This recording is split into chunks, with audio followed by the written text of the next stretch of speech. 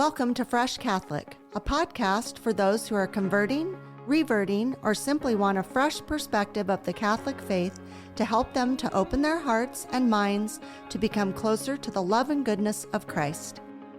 My daily prayer is that I will be a bright light to others, to be filled with the love and light of Christ, so that when people look at me, they see Him radiating out from me for His glory.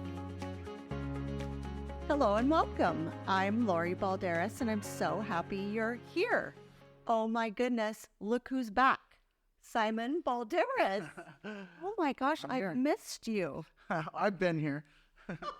I know that, but no, I think everybody misses seeing you. Okay. Actually, we've only done one episode with you on film. Yeah. And this is the second one. I know you're thrilled beyond words because you love to be in front of the camera. I'm joking. He hates it. But anyway, we've been so blessed to have so many guests this summer. And now we had a little break in our guest list. So Simon was so nice to come back. Yeah. Here you are. Yeah. So we're going to do a few things a little different today, keeping it fresh here at Fresh Catholic. So we decided, well, we meaning me, I decided that I was tired of stealing Charles Merritt's set. So we changed it a little bit. So this will be the Fresh Catholic set. And if you don't know what I'm talking about, you need to tune in and watch Charles Merritt in action. He's doing so many series on our website. So check that out. But anyway, so that's one new thing. Yeah. And then we're going to do a little bit different format today. So bear with us. We're just trying to get the kinks out. We're trying to keep things moving along here. So anyway, I do appreciate you coming today, Simon. We are running around like chickens with our heads cut off today. Sorry to our chickens out there. I didn't, guys, don't panic. You're safe. Anyway, today, I think we had decided we're doing an episode on rebellion. Right. Okay. So one of the things is we had our guest, Teresa Nelson, came on a couple weeks ago, and she is the new director of family faith formation at our church. And she was talking about when she was a teenager, she drifted away from the Catholic faith, and she made this comment that she had this, big God hole in her heart where she had eliminated God from her life. She had this gaping hole. She didn't use the word gaping. I'm using that. But she was filling it with other things besides God, besides Jesus. Mm-hmm. And what a mistake that was. And ultimately, thank heaven, she came back to the faith. And then her husband also converted into the Catholicism, which is wonderful news. So what that got me to thinking is, I think it's such a sadly typical thing for people at some point in their life to decide to turn away from the Lord, to decide that they don't want to follow the rules of the church or, the doctrine of the church. They want to venture out. They think they know better. They're going to go out and seek things out in the world and fill this, everybody needs something in their life. Mm-hmm. And when you eliminate God, there is this big void. And that's scary to me. Yeah. And I certainly had a lot of rebellion in my teenage life and young 20s. I know you've had some rebellion we're going to talk about. I do think that's a typical thing, but I feel like if you're raised in the faith and you know sin, you know right from wrong, you've been taught this growing up, whether you have a complete understanding of it or not, you've been taught more than, say, a person like me that wasn't raised in a religion. I knew right from wrong. My parents were very good people. They certainly taught me, not to lie, cheat, and steal. I did it anyway.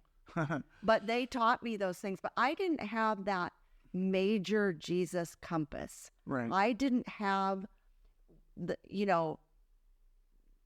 a really good idea of what sin was. I didn't know if I did sin that I could go to confession. That wasn't accessible to me. Right. That's true. And so for the people that are Catholic, raised Catholic, even who are now Catholic converted like myself, I don't want to be a rebel anymore. I don't want to be rebellious. I know what's at stake, and it's not worth it to me. Now, that being said, I'm a human and I slip and I fail, and I'm so sorry for that. But my times of failing and rebelling and things are so much less and less as I'm going along. Right.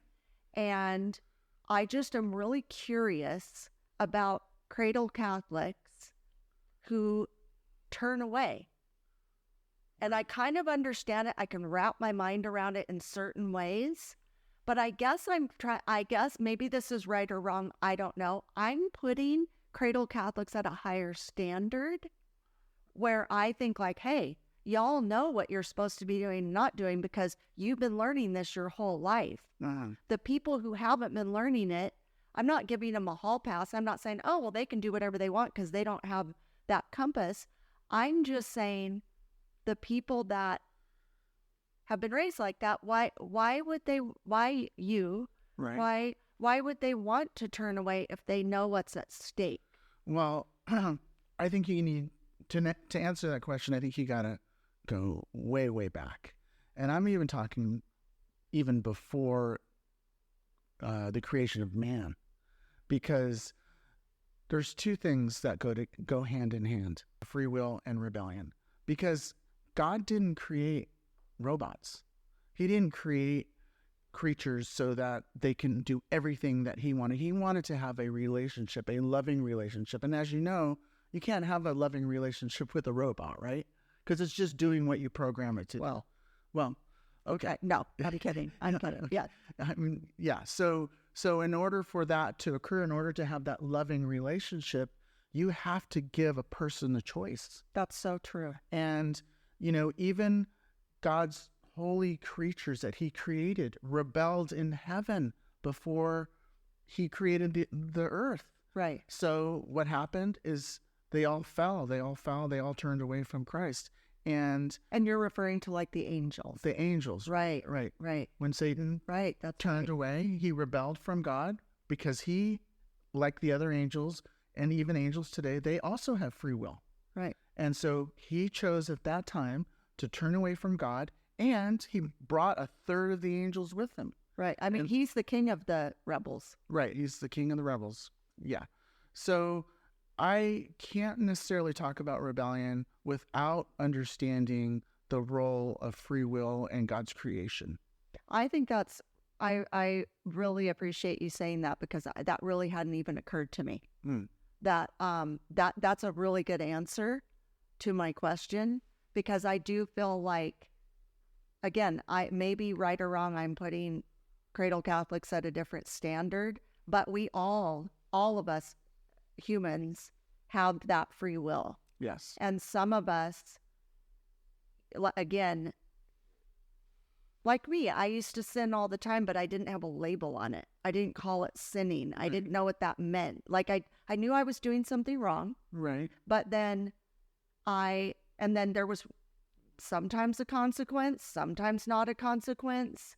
I just figured, oh, well, okay, I did it. It's in the past. I don't have to make amends. I don't have to, I'll just move forward. And I don't think that any of that was good. I didn't feel good about any of that looking back on it now. Did you weigh out what the consequences were before you made that decision? Because I think no. Okay. Well, I think I think the rebellion that you're referring to is a little bit different than rebelling from God.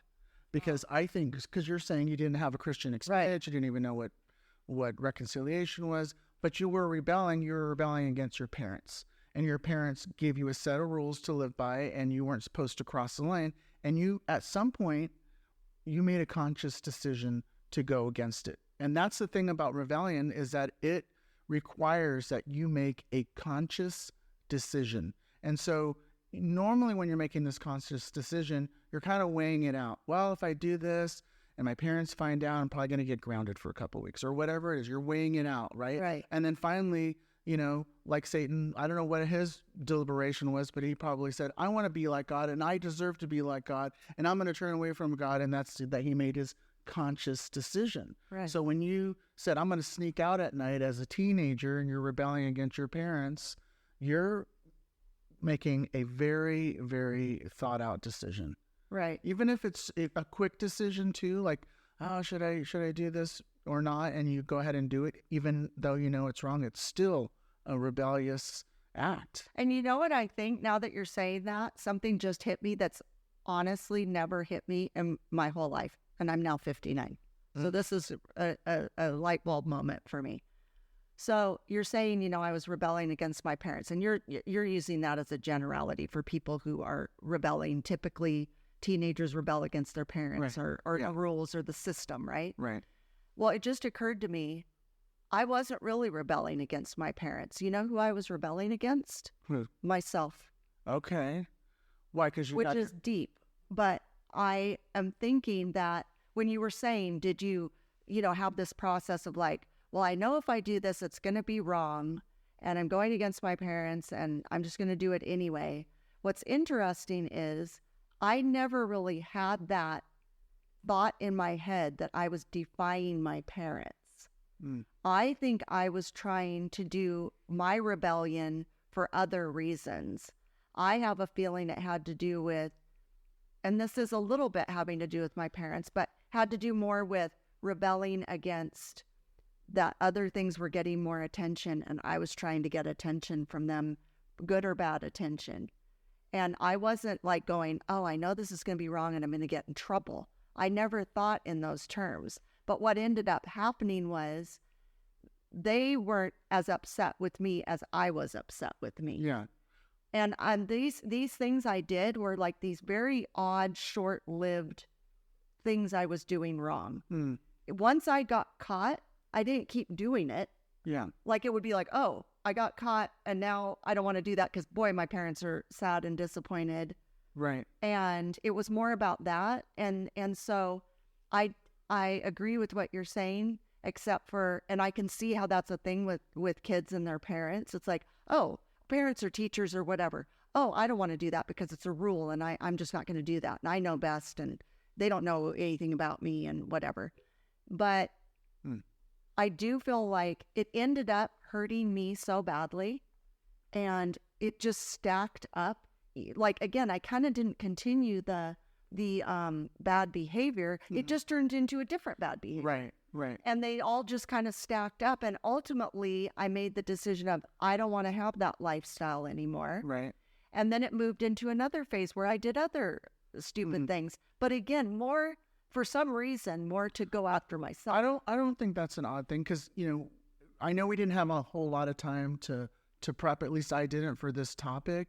And when the little time that I had to research, which was 10 or 15 minutes, honestly, looking through stuff, I'm kind of a researcher type of person.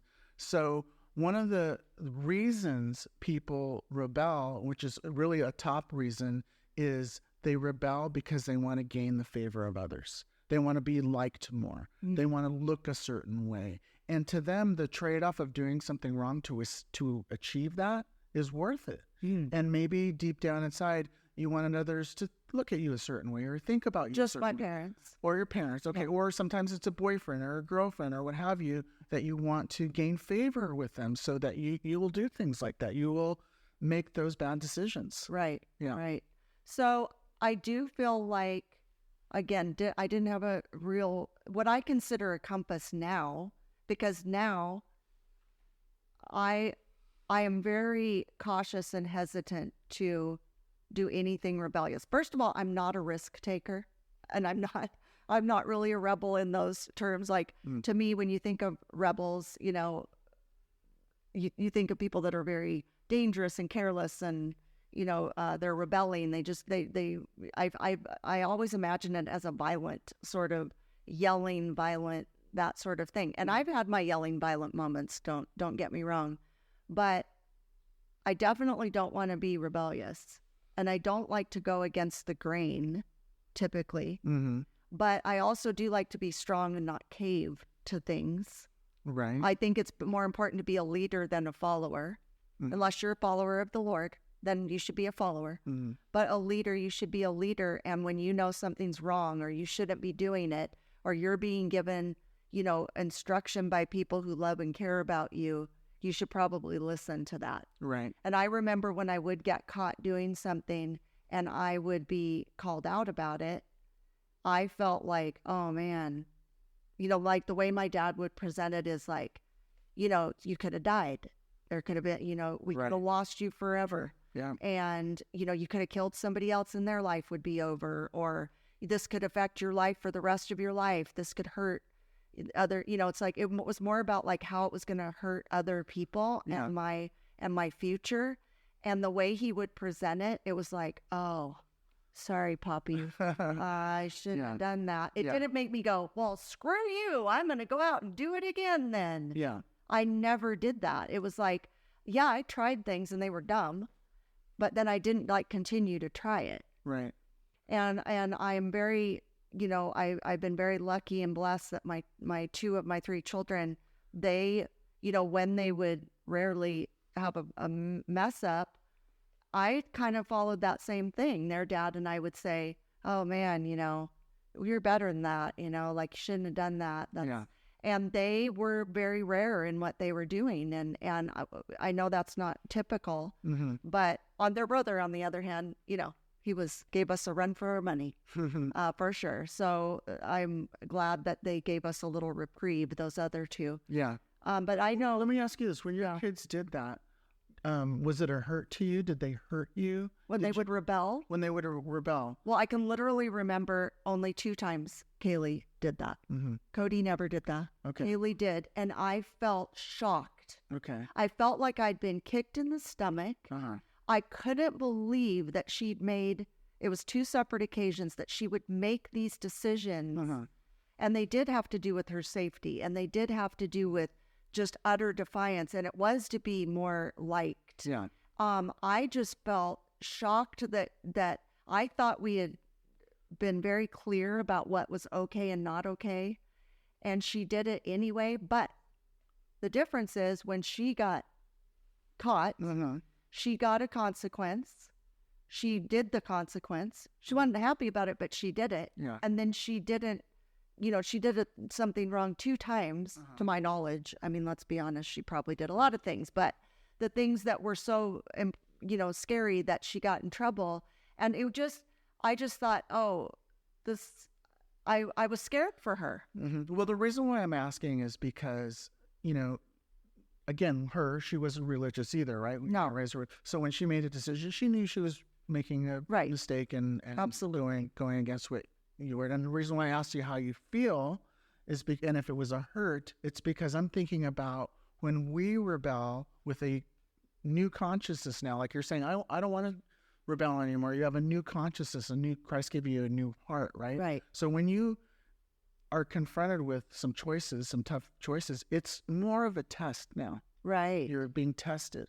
And if you do rebel consciously, knowingly, while you're being tested, I think about the hurt that you're giving to Christ. Right.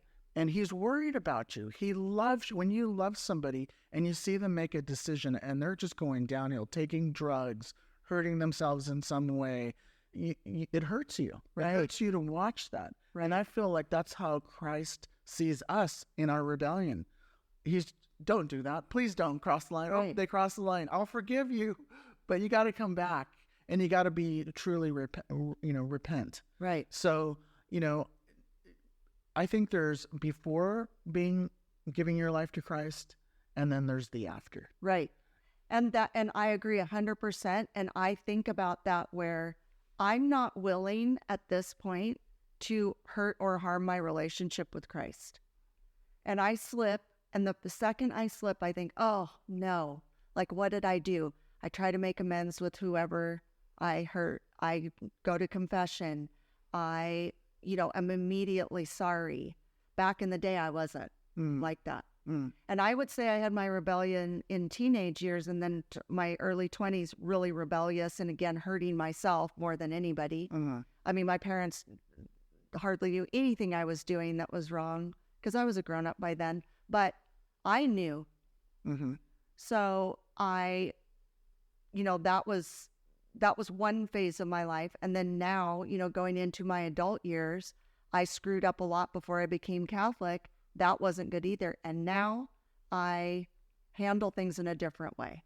Right. And that being said, we'll be right back. Thank you for tuning in today. We really appreciate you being a loyal listener. I want to remind you that in addition to our weekly topic episodes, I also do Fresh Catholic Daily, the daily Mass readings. They're nice and short, 5 to 7 minutes, perfect for your drive to work or school, or while you're cooking, cleaning, on a walk. So tune into those, get your daily dose of Jesus. I'm also on Instagram and Facebook, and I do little short videos every day. So tune into those, tell all your friends, subscribe, please, rate and review. We really would appreciate it. I'm just trying to draw people to the Catholic faith or back to the Catholic faith. Help me to do that, won't you? And we're back. So what you were saying about God or Jesus, feeling the pain when we're screwing up. He can see that we're going down that road. We're about to screw up. Yeah. God's given us free will. Right. So we're making this conscious choice. Right. And Jesus is going, don't do it, don't do it, don't do it. And we do it anyway. Right.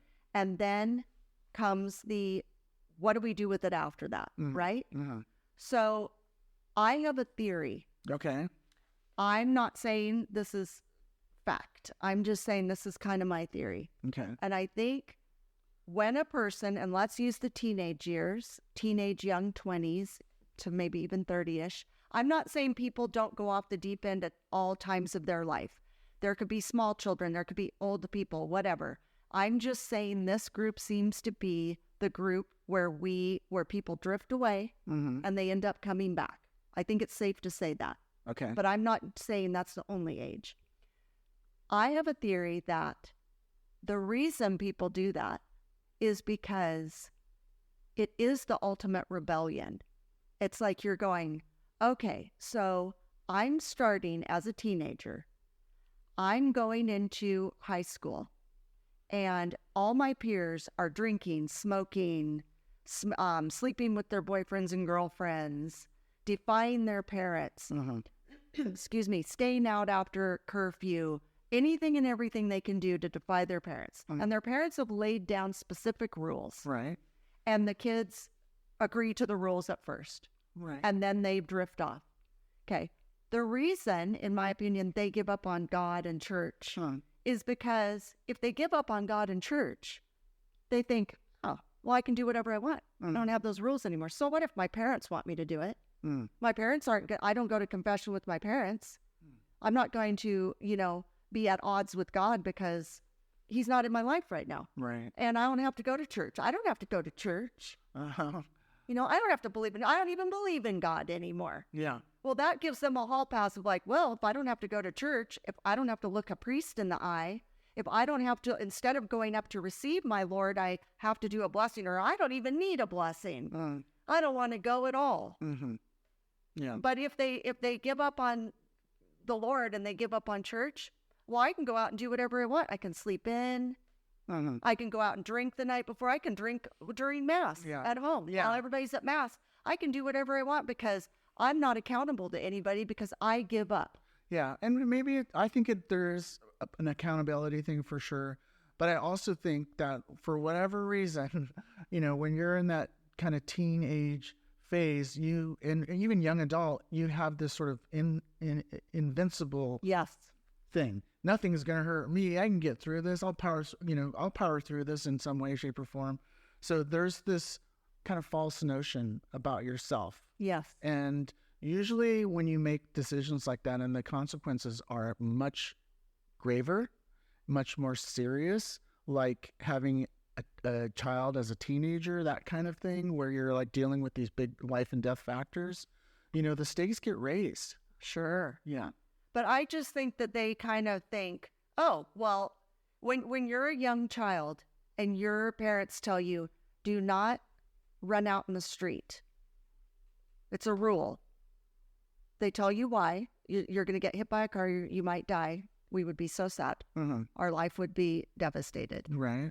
They will listen to mommy and daddy. And if they don't, it might be because they actually try to run out and they get scared and they realize it's a bad idea. Yeah. And they listen to mommy and daddy. Yeah. And they're going to church and they're following the rules. And then they turn into a teenager, young adult.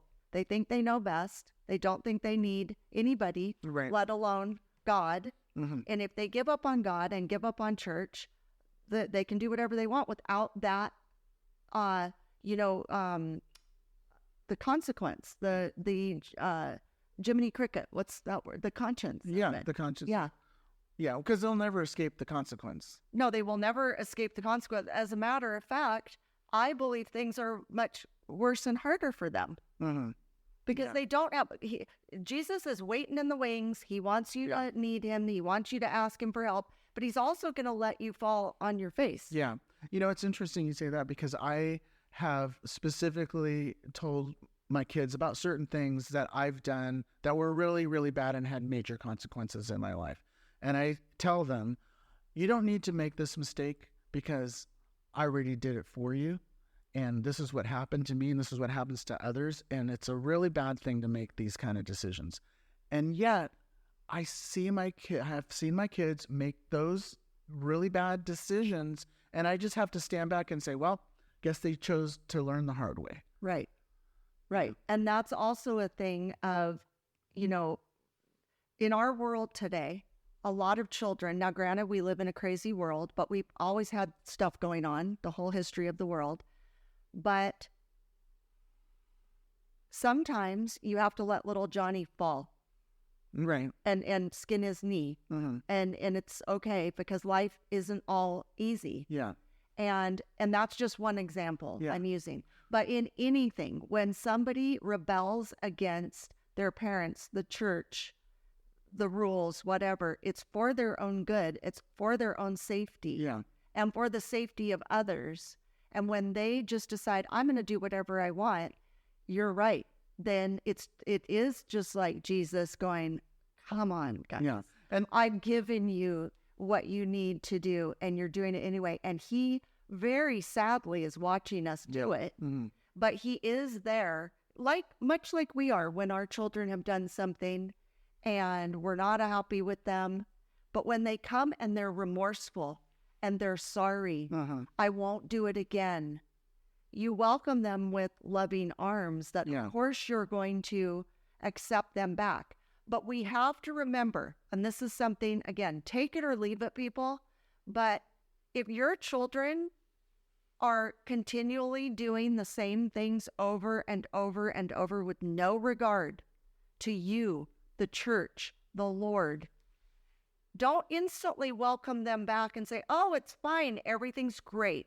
I am so happy that you're drinking and driving and having premarital sex without birth control. I think that's great. I love you. Good job. Yeah. That's not right. It's not right. And it's even actually worse for the parent or the guardian or whoever when you make the further decision to bail them out.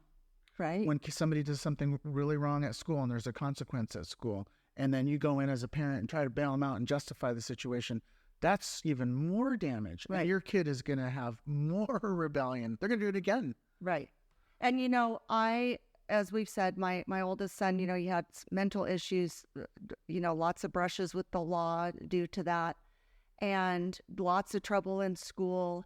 And it would depend on the situation. He got in trouble when I thought it was warranted. I stuck up for him when I thought it was warranted. But he had the factor of the mental illness. I'm not saying that justifies everything he did, but I certainly let him get in trouble. And I know on the opposite side, like you say, when somebody bails out their kids too much and says, oh, my child would never do that. Guess what? They probably are. They probably are doing it. And you know what? It's a humbling thing. Yeah. I've had to say to people, I'm so sorry. My son did that. Yeah.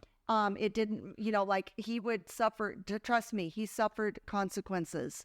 And so I agree with you. we can be welcoming back to our children. I'm just saying, when they are really off the rails, so one of the hardest things as a parent, as you know, is to watch your children making these huge mistakes. Right. And we have to pray for them, and we have to hope that they will see the light, and that we have to hand this over to God, and He will teach them lessons in His way. So with that being said, we're going to take another break. Be right back. Have you been to freshcatholic.com yet? Our website? Oh my goodness, if you haven't, make sure you go there right after I'm done here. I want to tell you about everything we have going on there. We have the podcast is there if you can't find it anywhere else. We also have a blog, Fresh Catholic Comics. We have an online store with faith-based merchandise. It's all very exclusive to Fresh Catholic. We also have coffee that we're selling. Coffee, can you imagine? Fresh Catholic coffee, 17 flavors. It's roasted and shipped on the same day. You can save some for yourself, give it as a gift. It helps us out with our mission. We also have educator Charles Merritt is doing a whole series of things on our website. So he did a series on sin, one on angels, one on the Our Father, one on the Hail Mary. And he's coming up with new ideas all the time. And he also is doing a Bible study. Right now, he's studying the Gospel of Mark. You don't want to miss it. So if you're behind on all those things, they're there for you to see and share with your friends. So check it out. And we're back. Oh my gosh, thanks for listening. Anyway, so how about you? You were a rebel. At times I rebelled, and I rebelled for various reasons. I think probably the most damaging type of rebellion, and it's taken me years to kind of unravel this reason, but I would do things knowingly that there's going to be big consequences, and I knew I'm hurting myself. And I did that as a result of some traumas. I did that as a result of being lost and even depressed at times. And the decisions that I've made were really large and very, very bad. Even as an adult, kind of a late bloomer. And so I don't know, it takes me a while to learn lessons. And as a young adult, I went through some pretty rough times. And I found myself literally wandering the earth alone. I would leave to other countries and go explore and do things by myself for weeks and even months, often at a time. And it was very, very hurtful for the people that I would just leave and not tell them that I was doing these things. It was hurtful to me, and that I would put myself in dangerous situations. And it was really a form of kind of, I want to say, like self-hatred. Right. That's how I felt. That's what I guess I was saying earlier about my situation it was a self-hatred thing. I wasn't rebelling against my parents as much as I was rebelling against myself. Yeah. Right. Yeah. Right. So that's how you worded it great. That's how I felt, Phil. Yeah. And the lessons that I learned from it, when I was out, wandering the earth. And so I did, really receive a lot of great insights, especially, living in other cultures and so forth. But ultimately, the price that I paid for that was absolutely not worth it. I'd rather read the encyclopedia to find out about these other cultures and stuff. And the relationships that I built were kind of false back then. Right. And that's, it's sad. And it was, like I said, it's taken me kind of years to unravel this stuff. And now when I look back at it, I see people kind of going down a similar path, it really concerns me, because I'm so lucky that I made it out of that. I am so lucky and so blessed. Right. And most people aren't.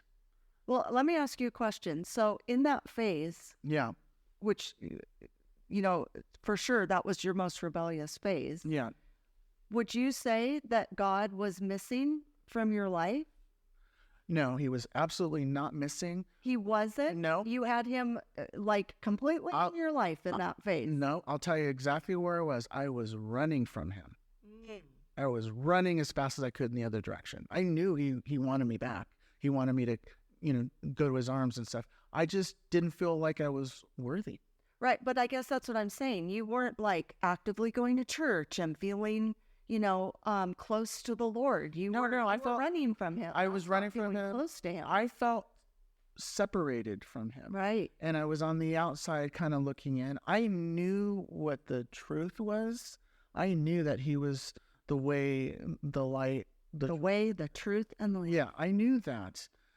But I was so, I guess, deep in sin.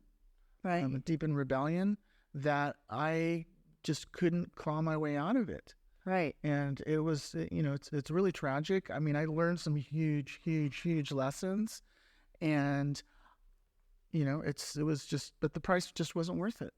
It really wasn't. Well, and that's interesting you say that, because see, that goes back to how we started this episode, talking about the gaping hole. Right. So you were filling that gaping hole with other things. Yes. You're running from the Lord instead of to him. Yes. But he's still there. He doesn't want to give up on you. You're giving up on him. Uh-huh. And you're thinking, oh, I don't need him. I'm going to fill it up with all this sin, all this sinful behavior, Uh-huh. all these sinful things. Yeah. Because those are going to be what the key is. Right. And this is what I'm talking about. This is what people are going through. Yeah. They are eliminating the Lord. He's being taken out of many parts of our life. Uh-huh. And people think, oh, I don't really need him. I can handle, because I'm in charge of me and I'm in charge of my body, my choice. It's my way or the highway. Right. It's, I know better than anybody. I don't need that. I don't need to go to church. My church is nature. Yeah. When they have all these excuses for eliminating God. Yeah. And then when they're going down a bad path, they're seeking out drugs, alcohol, pornography, premarital sex, or adultery, Uh-huh. all these sins. Yeah. And then they don't want that accountability. And you know what's so sad is people, in my opinion, people who turn away from the Lord, obviously there's something really terribly wrong. It's something that's happened to them. Right. Like in your situation, something terribly wrong Uh-huh. happened in order for you to think that you didn't need the Lord and you were going to gear your life towards these other things. Uh-huh. I think that is a lot of people's story. Yeah. Yeah. Because mine, you and I have talked about this in another episode. I have a feeling I had some sexual abuse that I'm not aware of, because my life definitely shifted at a certain point. Uh-huh. And that's what began my rebellious phase. Mm. I feel it wasn't a typical rebellious phase. I think there's kind of a typical low-key, Yeah. simmering under the surface defiance. And then there's the over-the-top, blatant, all the time, no remorse, no regret, in your face, I'm going to do it again. I don't care. Yeah. It doesn't matter what you think, that sort of thing. Right. That's a different set of circumstances. Mhm. And I think those people who have that attitude have something that seriously has hurt and harmed them. Yeah. And they're blaming God when actually it's a worldly thing that has hurt them. Yeah. Yeah, it is. And they're instead of getting help for it or admitting, oh my gosh, this, that's how I figured out a bunch of things in therapy. I was blaming all sorts of things and people when ultimately I figured out what and who to blame. Mm-hmm. Yeah. Or who to put that on, and to seek out the Lord to save me. Mm-hmm. Mm-hmm. And so that's what we have to pray for, is these people will want to go back to having Jesus fill up that hole. Right. Yes, I see that really clearly.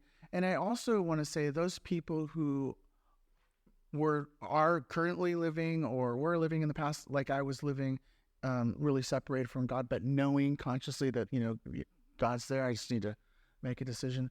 For me, and I think for most people, they have to reach a point of complete brokenness. Right.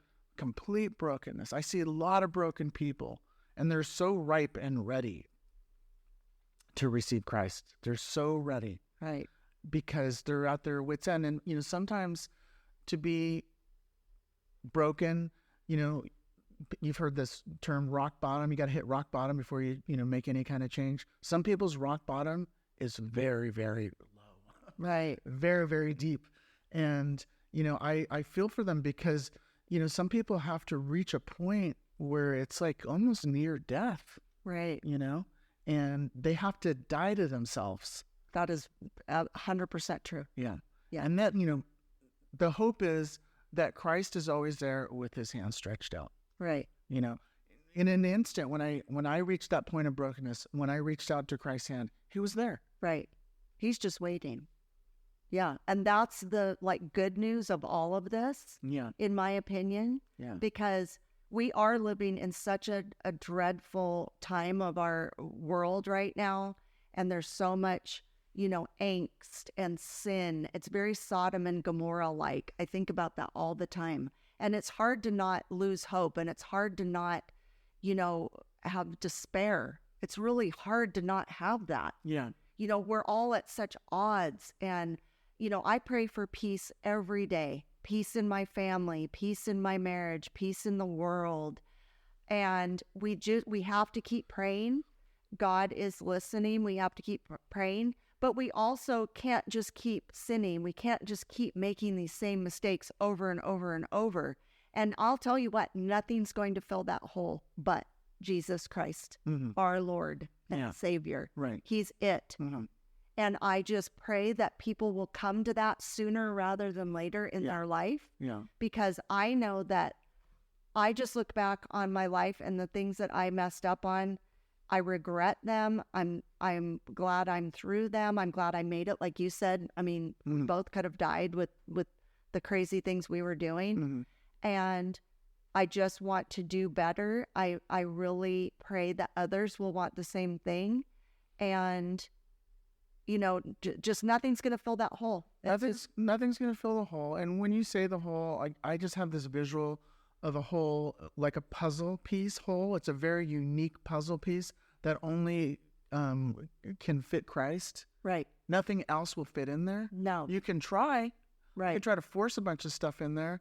And some things might give you some temporary relief or false relief or something, but nothing's going to be as complete. Right. And imagine visually what Simon's saying, a puzzle.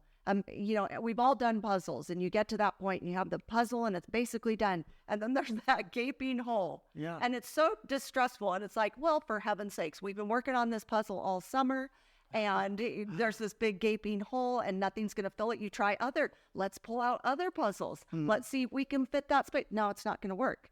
And so, but how do you feel when you finally find the piece? You put it in. Yeah. Hallelujah. Yeah. Peace, accomplishment. Yes. Yeah.